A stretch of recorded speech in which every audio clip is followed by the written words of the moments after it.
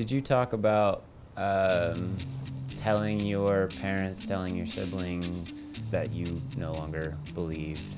When I was going to therapy, the first person that I told that I didn't want to be a part of this religion anymore was my therapist. Aside from my mentor, was my therapist. And she was kind of point blank about it. I never really thought about it that way because it's this whole procedure when you want to leave of like, you could be disfellowshipped, you have to be inactive, and it's this whole procedure. And when I told my therapist, like, hey, I don't want to be a part of this religion anymore, it's draining me, it's making me depressed, it's making me suicidal, and she just said, well, then why go anymore? And it's like, it's a good question. It's like, well, my parents are involved, and my brother's involved, and he's trying to be a ministerial servant, and I don't want to disappoint my parents. And she just kind of looked at me and was like, why does it matter? Like, when are you going to start thinking about yourself and put yourself first?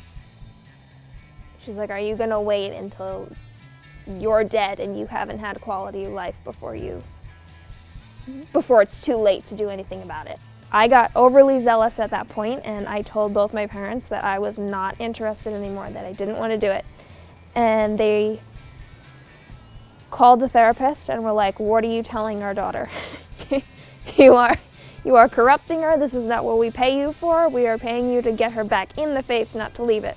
So she lied and told them, oh yeah, no, I'm helping her to be a better Jehovah's Witness and a better daughter. So we met in secret, and from then on, anything that we talked about was confidential, like it should have been from day one, but it was like even more confidential, and we just devised a plan to help me escape, basically. Because the oppression at home my home life became brutally hostile at that point when I said that I wanted to leave. My mother basically said I was better off killing myself than having God kill me at Armageddon. Can you say that again? Yeah. So when I told my parents that I wanted to leave, my mother said that I was better off killing myself and committing suicide than waiting for God to destroy me at Armageddon.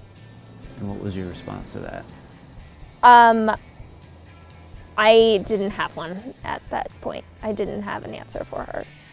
I was kind of baffled at the fact that she had made that statement, and it made me even more confident in my decision to leave, because these people, at that point I realized that these people were crazy.